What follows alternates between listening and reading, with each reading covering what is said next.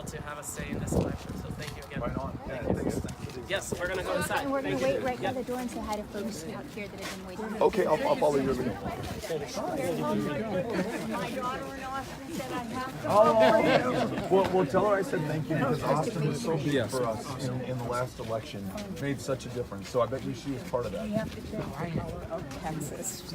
Well, we got to make sure everyone counts, right? And the color of the United States of America, it has gotten green. The wrong kind of green. Right. Well, thank you for being here and welcoming us. I really appreciate it. Thank you. Sure, absolutely. Thank you very much. Yeah. Hello. Hi. Hi. You saw our children, our grandchildren in Houston. Oh, really? Okay. We get a picture. Yeah, absolutely. Oh, that's right. Thank you very much. Really appreciate it. Yeah. Good luck to Very you. grateful. Good luck to Wish you a lot of luck. Thank you. Love to see you in the White House. I'd love to be there and serve you there. Yeah, Thank you. absolutely. Hi. How are you? Tell me your name. Ellie. Thanks for coming out. From Austin, Texas. Get out. Yeah, we spend a lot of time in Austin. We live in another part of the state called El Paso, which is all the way west on the border with Mexico, but we come to Austin a lot. Thank you, Ellie, for coming out. Hi, I'm Beto. What's your name? Sarah. Thank you for coming out, Sarah. Really appreciate it. Makes us feel good. Hey, Noah. Beto. Nice to meet you. Olivia. Hi, Olivia. Nice to meet you. Hey there. Tim. Beto. Nice to meet you. Right, we're going to keep walking. Okay. Oh, why? Why should I choose you over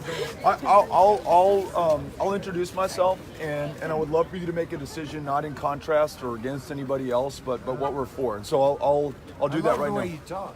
Thank you. Appreciate it. Bienvenido, Beto. Gracias. Gracias. Es un placer y un honor estar aquí.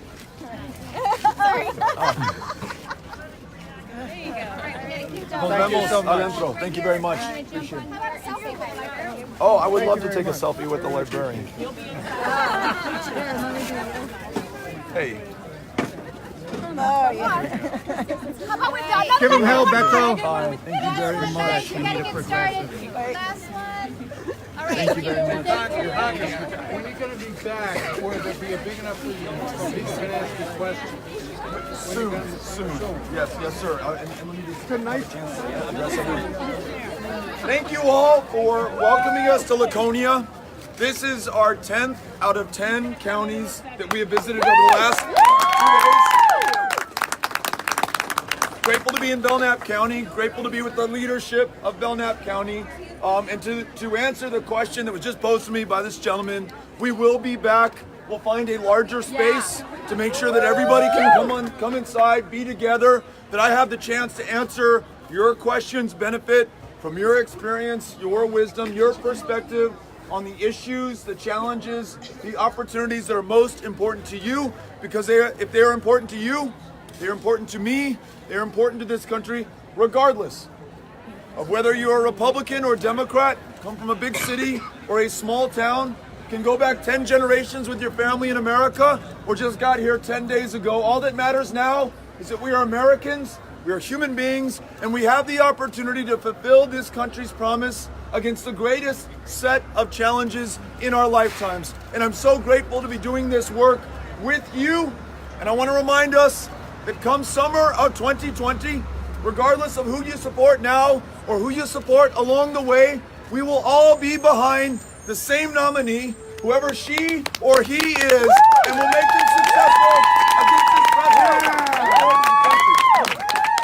Thank you for having me out today. Look forward to coming back and seeing you next time as well. Thank you all. Really appreciate it. Chris, thanks for crushing Ted Cruz.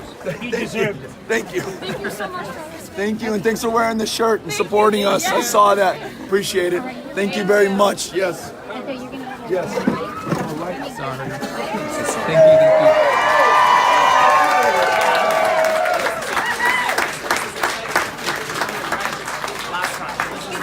That's the way to do it. Ladies and gentlemen, without further ado, it is my pleasure to introduce Congressman Beto O'Rourke. All right.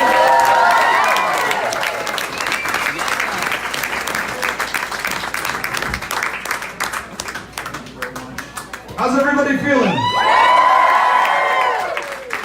Thank you for welcoming us, inviting us to Belknap County, to Laconia, for the leadership of this community to personally greet us as we come in. Carlos, thank you, and thank you for the introduction. To each of you for taking some time out of your day, out of your life, to welcome a stranger from far west Texas, one of the 13 or 14 or 37 contenders for the Democratic nomination. Or you may have just been here anyhow innocently enjoying coffee when I showed up. Whatever the reason for your presence, the fact is that now we are here together and we have the opportunity to work together and undertake the effort necessary to meet the greatest set of challenges this country, and I would argue the human race, has ever faced. In the United States alone, there are millions of our fellow human beings who have no ability to see a doctor, to take their child to a therapist, or who even have insurance but do not have the copay for $444 on medication to treat their flu or diabetes or curable cancers, or those challenges that if overcome will allow them to live to their full potential, lives of dignity, lives that allow them to take care of their kids, to work, to write poetry, to create art that improves our lives, and by extension, this country and its contributions to the world. We live in a country whose economy works too well for very few, not well enough for the rest of us. School teachers working 2 and 3 jobs in this country, despite having the most important job in front of them in that classroom. Unlocking that lifelong love of learning that exists in every single child. I want to make sure that every single one of us, and especially every single one of our children, sees a future and opportunity in this country. I want to make sure that they can be guaranteed a living wage. That's why I've joined the fight for $15 an hour without exception in this United States. It's why I understand, thanks to your lead in New Hampshire, and all of those who organized around and ensured that the Senate and the House in this state passed SB 1, which would guarantee paid family leave to take care of yourself, your parents, or your child. Regardless of what the governor in this state does with that bill, we know that the effort will continue and that it must be reflected in our national government. I understand that we live in a country where some states like mine, the largest provider of mental health care services is the county jail system, and that our fellow Americans, sometimes with schizophrenia, bipolar disorder, or depression, literally get arrested on purpose to be able to get the care that they can only receive in a jail cell. At extraordinary expense to us as taxpayers and those lucky enough to have insurance who will see their premiums continue to rise, and also losing out on the lifetime potential of that person whose options over the course of that life are now diminished. I met a psychologist yesterday in Coas who told me that he treats a patient who throws a chair through a plate glass window like the one here at Wayfair so that he can get arrested and get the care that he will be unable to find anywhere else. I want to make sure that we confront the fact that in this country of immigrants and asylum seekers and refugees from the world over, we have produced policies that have visited unimaginable cruelty and torture on our fellow human beings and on those future Americans. Parents who have traveled with their young children more than 2,000 miles, fleeing some of the deadliest places anywhere in the world, trying to find refuge and salvation in this land, and at their most desperate and vulnerable moment, instead of that safety they sought and for which they risked their very lives, that child for whom they risked everything taken from their arms, that parent returned to the very country from which she fled, that family now separated, in some cases with no hope or prospect of ever being reunited again. When we have a president who describes Mexican immigrants as rapists and criminals, who wants to ban all Muslims from this country, who calls Klansmen and white supremacists and Nazis very fine people, there are practices and policies that follow. I want to make sure that the genius of every single person in this country is reflected in our leadership and in our government. Because in this country, 243 years ago, we devised the single greatest mechanism that humankind has ever invented to meet the challenges that I just described, and that is a democracy. But it's a democracy that will only work if everyone is able to participate. If it reflects the interests of all of us, instead of the corporations, the special interests, and the political action committees. We've got to make sure that regardless of your race, and I say that from a state that ranked 50th in the country in voter turnout, not because we love our democracy any less than you do here in New Hampshire, but we were drawn that way by a state legislature that guaranteed that some people, because of the color of their skin, their country and national origin, their ethnicity, would be drawn out of a congressional district, therefore drawn out of a reason to vote, therefore drawn out of this very democracy at a moment that we need them the most.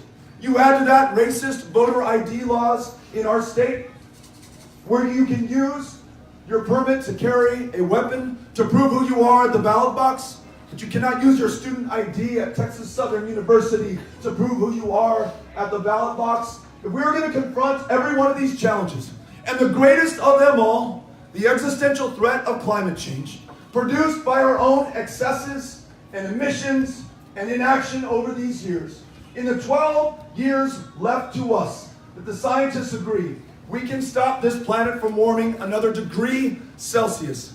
Because if we do not, our kids, our grandkids will inherit the consequences of those choices. The wildfires, the floods, the droughts that we are already experiencing thanks to climate change will become that much more frequent, much more devastating, that much more deadly, that much more profound. If we're not only going to harness the genius of more than 320 million people in this country, but reassert ourselves on the global stage to convene the nations of this planet together in common cause, then this democracy must work. And that's why we are running a campaign everywhere across this country. Could care less who you voted for last time or even who you will vote for next time. How many generations you can count your family in America, or whether you just got here yesterday. Who you love, or to whom you pray, or whether you pray at all, I do not care. No me importa. All that matters now is that you are here, you're an American, you're a human being, and we can work together to face these challenges and overcome them. That is why I am running to serve you as President of the United States, to serve everyone in these United States, to bring together a deeply divided, highly polarized, very partisan country around our common interests, to see ourselves in one another, and especially to see a future for every single one of our children. We cannot do this by half measures, and we cannot do this with half the country. Everyone has got to count. When I was in Congress, working with Annie Custer for 6 years, serving on that House Veterans Affairs Committee, every single day I was there, I was in the minority. The only way to get anything done of any significance or consequence was to find a Republican partner with whom I could work. It means that we didn't allow the perfect to become the enemy of the good. We advanced the agenda for those I represented, those veterans who needed to see a mental health care provider, and did not allow party to be an excuse. Got this legislation signed into law by Donald J. Trump, a man with whom I agree on almost nothing, but found enough common ground to do the common good for those veterans. Campaigned across a state thought to be too red to even compete in. Visited every one of the 254 counties of Texas. You could not be too red and rural, too blue, too urban for us to show up and to listen to you and to learn from you and to have a better prospect of winning your vote and delivering for your town and your family once in a position of public trust. That's the way that we are running this campaign. No PACs, no lobbyists, just human beings, our fellow Americans, who make up what I hope will be the largest grassroots effort this country has ever seen. How we're going to bring this country together. You will not ever hear me demean or vilify or try to tear down somebody else who is contending for this nomination. I want to make sure that we return a civility, a decency, and a dignity to the national conversation, to our politics, and to our democracy. Because of those challenges that I just mentioned, others that are on your mind, the opportunities to which we aspire, we will only achieve them. We achieve them together. That's the way that this campaign is going to be run. I welcome you into it. Looking forward to answering your questions, hearing your ideas, your suggestions, your guidance. It'll make me a better candidate. It'll make us a better campaign. And I hope it'll make me a better public servant for you come January 2021. Thank you all for having us out. Very, very grateful. Looking forward to the conversation. Cynthia Donald, if you raise your hand. Cynthia's got a microphone. She will bring it to you. We will get as many people into the conversation as we can. Yeah, so you talked a little bit about this already, but in a country that's so divisive, how do you specifically plan on unifying it? Would you be open to ideas like a bipartisan cabinet? Great question. I know that we can work with and enjoy the support of Republicans. We were able to, in this last election in Texas, convince my Republican mother to vote for me. She was one of thousands of Republicans who did not allow party to divide us or keep us from the big work ahead, who saw in President Trump and in Senator Cruz someone who didn't represent her interests or her values. I think when we look beyond the divisions, going to these small towns from a larger city like El Paso and hearing things from the perspective of others, being in Silverton, Texas, and talking about the need to ensure that we have broadband internet in rural Texas. 50% of rural Texas unable to get online, finish their education, look for a job, find a date on Tinder or whatever the application is that you use. This guy stood up and he said, I was in first grade in 1937 and our city did not have electricity. But then Congressman Lyndon Baines Johnson and then President Franklin Delano Roosevelt believed in us, showed us respect, campaigned here, partnered with us, allowed us to form co-ops, and then with the Rural Electrification Administration ensured that in first grade in Silverton, Texas, I could read by electric light just like the kids in Boston, in Tokyo, in London. We meant something to somebody. We were competitive just like everyone else was. And he said, you can believe, Beto. From that day forward, my dad was a yellow dog Democrat. In other words, when we show up for people, they show up for us. When we listen to them, when we are the party for the little guy and the little gal, the worker, the union member, the farmer, the rancher, the small business owner, that person who is struggling to get by, and then deliver for them and do not allow party to be an obstacle in getting the job done, folks are going to come out with us. We have a better chance of winning and a better chance of delivering for those whom we serve. Thank you for the question. Appreciate it. I'm just going to turn this. Yeah. Hi. So first of all, thank you so much for coming. Really appreciate it. My question is, there are a lot of people who've just lost faith in government on both the right and the left. The executive branch has been stripped of its power as a result. The Department of Energy, understaffed. The EPA, understaffed. The IRS, understaffed. How do you plan to help restore faith in government and then create a functioning government that people feel responds to their wants? Also, it's great to have a candidate who name drops Fugazi on a regular basis. I see the Discord records and it looks like Ian Mackay on the front of your shirt. Is that Henry Rollins? From SOA at the time? So Discord records, the DIY movement, punk rock, in much the same way that it freed rock and roll from corporate dominance and influence. If you didn't like what was on the radio, you could go to a local joint like this place and hear bands that were led by people your same age who were writing their stories and their songs, playing guitar just as badly as you did. Showing you that you had a path that you could create on your own. Touring the country, putting out our own records, starting our own label. That was inspired by punk rockers who preceded us. Getting back to the roots of rock and roll, I feel to some degree we have that opportunity before us now. Our politics is so dominated by corporations, by an entrenched interest of the few, the wealthy, the protected at public expense. If we return power to people, telling each other our stories in places like these, there is no stopping us I am convinced of it. So we want to run a true, a real grassroots campaign for everyone that involves everyone. We want to make sure that we're supporting candidates for school board or city council, not by endorsing them, but by showing them there's a path. You do not have to be perfect. I'm the textbook example of that.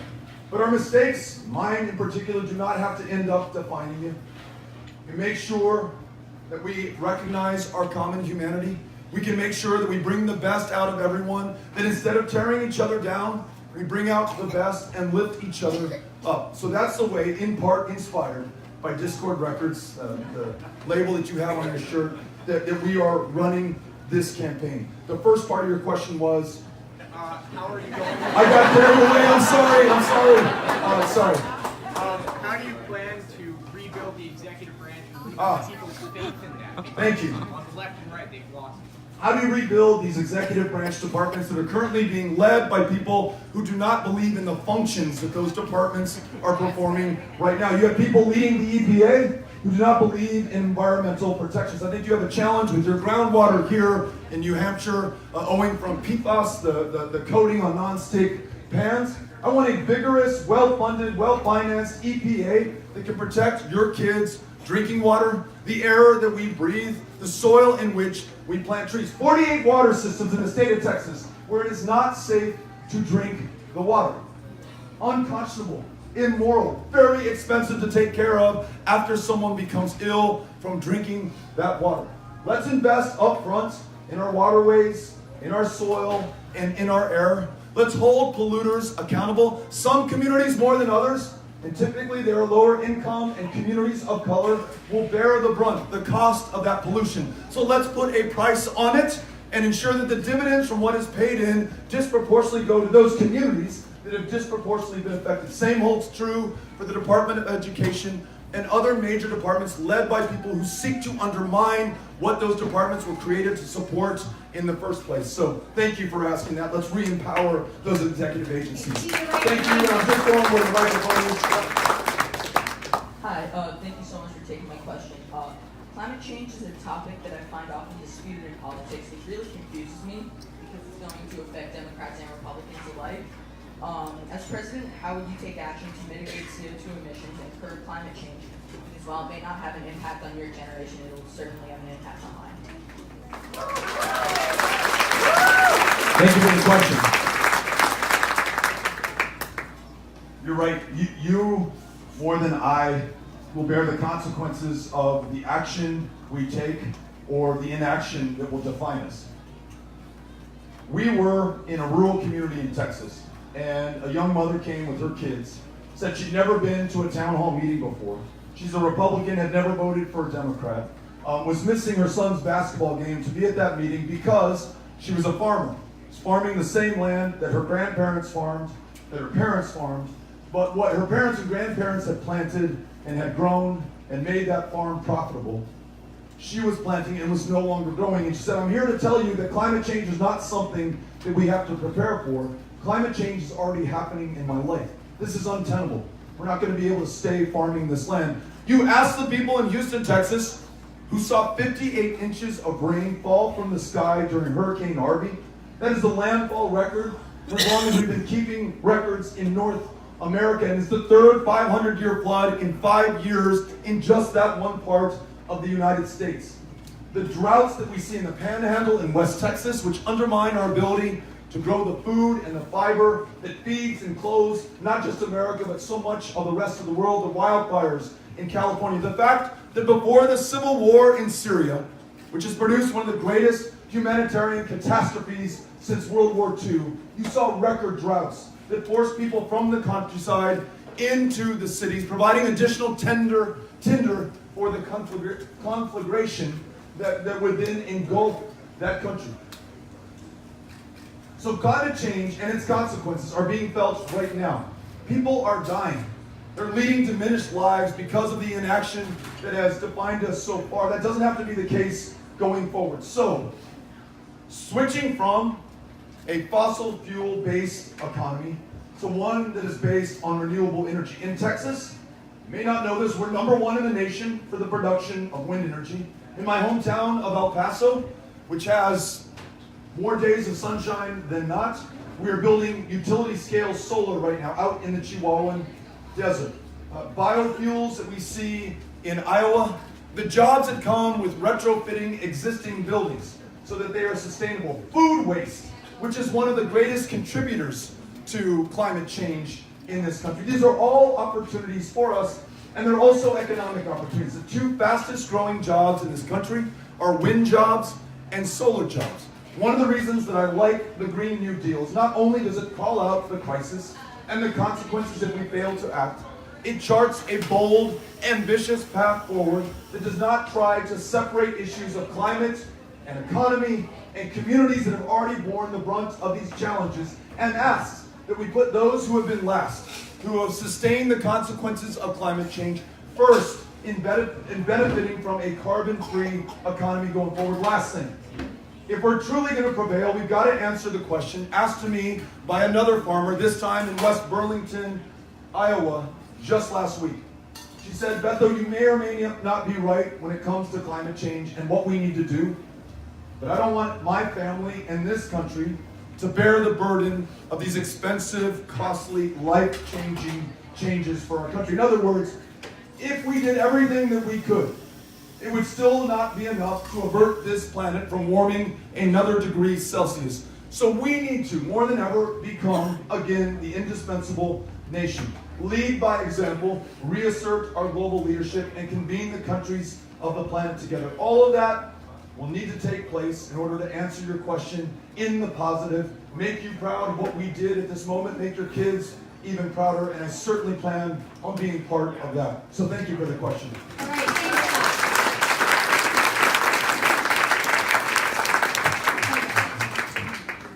you. This is up, yeah. I have a follow-up to this question.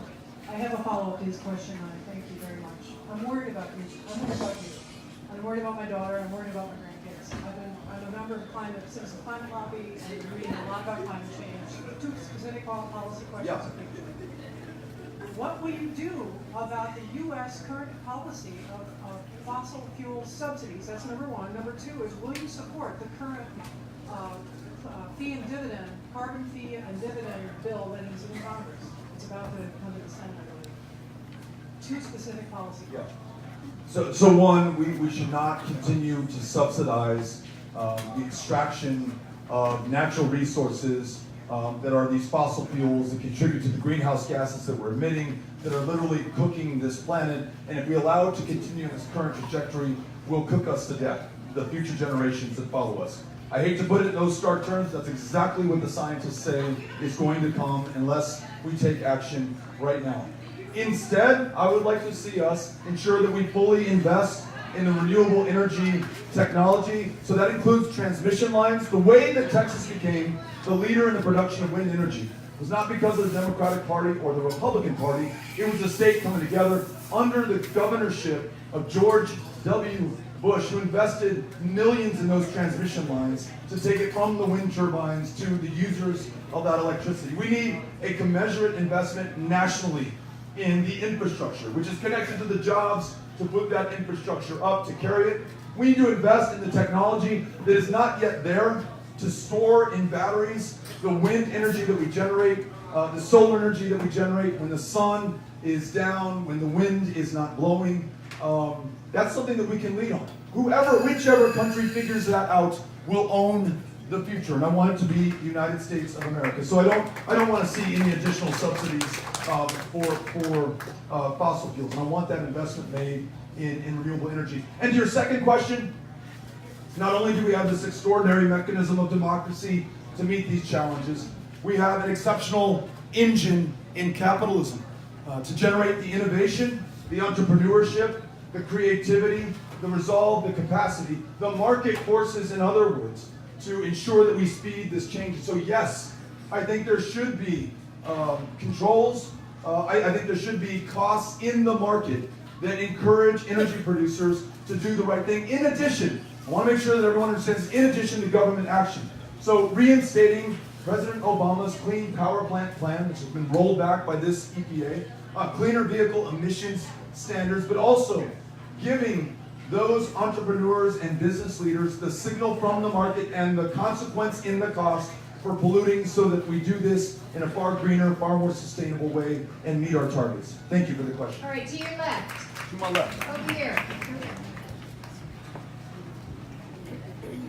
Hola, buenas tardes. Buenas tardes. I'm a California transplant. After serving 20 years in the Air Force, my new hometown is Milton, New Hampshire. And my question pertains to the VA medical system. I could go into a lot of details about how the system doesn't work here in New Hampshire. I've been using it since 2001 with the service-connected disability rating. My question is, why can we not have a full-fledged VA medical center in the state of New Hampshire to support all of our veterans? And particularly, it's lacking for women's health. Thank you for the question. Thank you for your service to our country, and then thank you for your continuing service advocating for your fellow veterans. You know this, but Representative Annie Custer has been leading that fight on the VA committee. There's almost not a hearing that we've had where she hasn't made the case that you're making right now. In traveling this state and going to some of the more rural parts of the state, listening to people who have these hours-long drives that ultimately, effectively, and functionally prevent them from getting care because they may not be well enough, they may not have access to the transportation that allows them to go to a VA medical center. I mentioned that we have 20 veterans a day, every day, who take their lives. 16 of those 20 didn't go to a VA, were unable to, or were unwilling for whatever reason.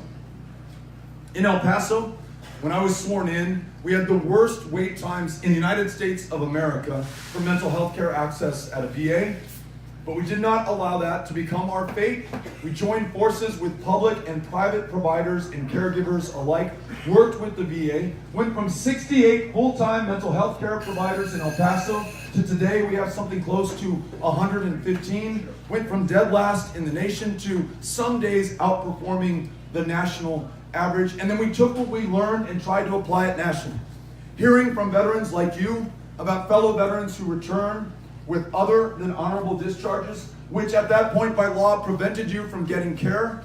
We wrote a bill, found a Republican partner with whom to co-sponsor, got it passed in the House, in the Senate, signed into law by Trump that expands mental health care access to those veterans as well. But to your point, if you do not have a clinic in your community, if that clinic is not fully staffed at a time that the VA has more than 45,000 funded, authorized, but unfilled positions, then you're not getting the care that you need, that you earned by putting your life on the line for this country. So as we count the trillions of dollars that we have spent in Afghanistan 18 years in Iraq 27 or so years in Somalia, in Yemen, in Libya, and so many places around the world, as our Vietnam era veterans face a crossroads in their life after they have finished their career, after they've raised their kids, and who are still contemplating the challenges that come with post-traumatic stress disorder 50 years on, I want to make sure that we invest in the care for every single one of them. That's our end of the obligation. I want to make sure that we are leading, not just tipping the hat, not just the pat on the back, but the investment, the billions of dollars that it's going to take to make sure that that VA truly works for every veteran. So thank you for making the case. Yes, you've got my commitment to make sure that you can get to a clinic where you live or close to where you live. Thank you. Appreciate it. Hello, Beto. Thanks for coming. You spoke of challenges. Consider the challenge, the present dangerous state of the nuclear arms race. Consider that nuclear war can damage the planet as much as in 10 hours as climate change can in 10 years. As president, will you take seriously our obligation under Article 6 of the Non-Proliferation Treaty to negotiate nuclear disarmament? And as president, will you reject the current policy of first use of nuclear weapons? Along those lines, I have a present for you. I wrote this resolution, got it passed in New London 2 years ago. I'm going to pass it over to you. That's my present to you. If I did it in New London, look at this crowd. You can do it, you and Laconia. Do it. Thank you. The answer to your first question is yes. One of our major foreign policy priorities should be to denuclearize this world in terms of our militaries and our ability to extinguish human life as we know it. There's some prospect for hope in the administration that preceded this one. As you know, as Iran raced towards the development of a nuclear weapon that could threaten the United States, our forces in the region, and our partners and allies in that part of the world, without firing a shot, and without involving this country in yet another invasion and another war in the Middle East, peacefully working with our enemies, like Iran, our competitors like China and Russia, and our traditional allies like the UK and Germany and France, we were able to stop Iran's pursuit of a nuclear weapon, thereby making the world a little bit safer and perhaps giving us an example in the next administration how to work with other countries that become close to becoming nuclear armed powers, or those who already are, like North Korea, who threaten our 30,000 service members based in Seoul, and our allies and partners in that part of the world as well. We are right now planning to, as you probably know, spend $1 trillion, not just to modernize our nuclear arsenal, but invent new ways of delivering these nuclear weapons to other places on the planet to destroy entire populations. I think that is the wrong path for us to pursue, and I agree with you that we should never use nuclear weapons first in a conflict. In fact, it should be our stated goal to never use them at all. It's the absolute last resort. It's hard for me to imagine a scenario that we would be able to use nuclear weapons if we are successful in peacefully negotiating otherwise intractable differences. I know we can do it. We must prioritize diplomacy and peace and stop leading our foreign policy on the backs of 18 and 19-year-old women and men who are fighting these wars all over the world right now. Thank you for the question. Appreciate it. Back to you, right here. Hi, thank you for coming. We know that there's an awful lot of inequality in the country. We often speak of, economic inequality and inequality when it comes to various racial issues as well. I think they all coalesce in the criminal justice system where we see tremendous inequality, and I would hope that the next administration, whoever it is, will do something about reforming our criminal justice system to really consider all the things that go into the unfairness that we see. Thank you. I'm learning a lot from the people of New Hampshire when it comes to combating this opioid crisis. The tens of thousands of our fellow Americans who die from drug overdoses every year. Learned a lot by traveling in Pennsylvania and listening to leaders there. You're prescribed naloxone, the overdose medication, with every prescription of an opioid. So that without fear of stigma, you can get the help that you need without walking into a pharmacy and asking for something that someone might judge you for. In New Hampshire, I'm learning about safe stations, where thanks to these courageous first responders and firefighters, in some communities, you can walk into a fire station and get Narcan, again, without being involved in the criminal justice system. But it bears thinking how we got into this position, how we represent 4% of the globe's population and consume 85% of the opioids on the planet. You look at a company like Purdue Pharma that marketed these opioids to prescribers and doctors as a miracle pill, knowing at some point that they were addictive, but not sharing that information with the public or with the prescribers. No executive from Purdue Pharma has done any time or in any meaningful way faced any of the consequences or accountability for the death and devastation they visited on people and on communities in this country. At the same time, we have the largest prison population on the face of the planet, disproportionately comprised of people of color, so many there for non-violent drug crimes, including possession of marijuana. Marijuana is legal in more than half the states of this country. And yet some people will more than others, though Americans of all races use marijuana at the same rate. More often than not, African Americans will be arrested, will serve time, will upon release be forced to check a box that says that they have a conviction, meaning that they will not get that job on that application form. They will no longer qualify for student loans, so they cannot improve their education and their prospects and their earning potential, and their options will be constrained.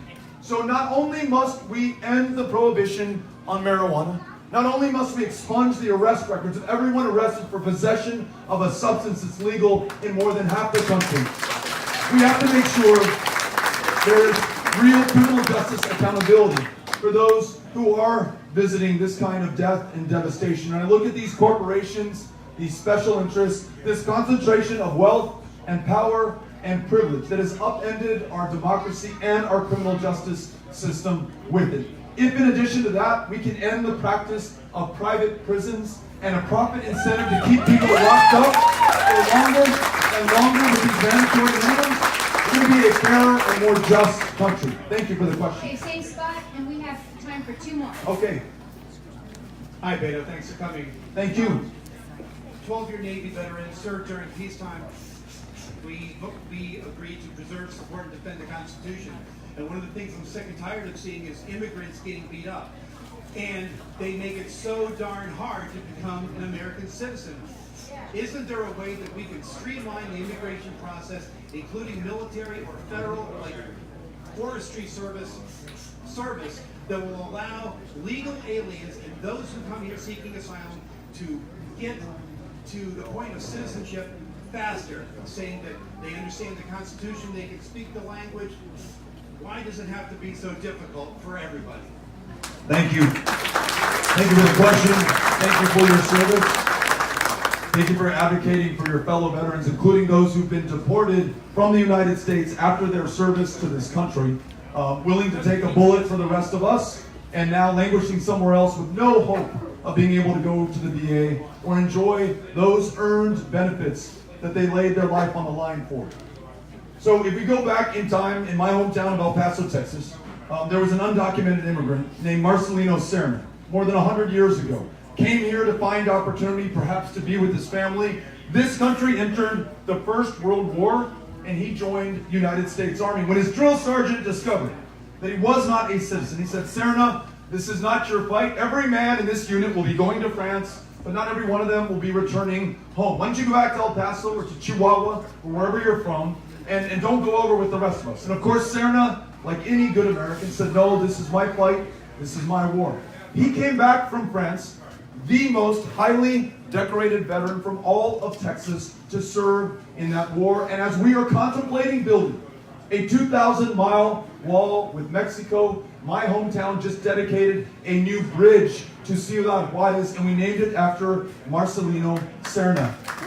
So taking that example and understanding that the more than 1 million dreamers who call this country home, who are every bit as American as anyone else in any way that matters, not only are they learning in our schools right now, they are teaching in our schools right now. Not only are they being defended by those service members who are deployed all over the world, in many instances they are those service members who are deployed all over the world. Let's honor our commitment to those who have served. And to the larger question of immigration, when we ask people to do it the right way, and we say, why don't you get in the back of the line, we may not acknowledge or realize that that line extends more than 20 years to reunite with your family, to flee an abuser, to escape persecution. I want to make sure that we rewrite this country's immigration laws in our own image, to reflect our values, the strength of our communities, the fact that El Paso is one of the safest cities because we are a city of immigrants. That is our heritage, our history, our tradition. We lose sight of that at our peril. It's part of the genius of this country that we are a people from the planet over who found a way to find something unique, amazing, unknown in the history of this world. That is the source of our strength, and I want to make sure that we capitalize on that going forward. Yes, starting with those veterans who've been deported or who are serving right now and come from other countries, but extending to those who work some of the toughest jobs that no one born in this country in some communities is willing to do. People who are part of the success and safety and strength of our communities. Let's legalize them. Let's make those dreamers U.S. citizens so that they can contribute to our success. And let's free them from any fear of deportation. Thank you very much. Fire Marshal is here and says we have to cut it and we gotta head out. Fire Marshal. That's it, huh? That's it. Okay. Thanks to our Fire Marshal. Thanks to Wayfarer for hosting us here. Carlos for kicking us off. And each one of you for coming in. Thank you. We will be back. Thank you very much, Belknap County. Very grateful. See you soon.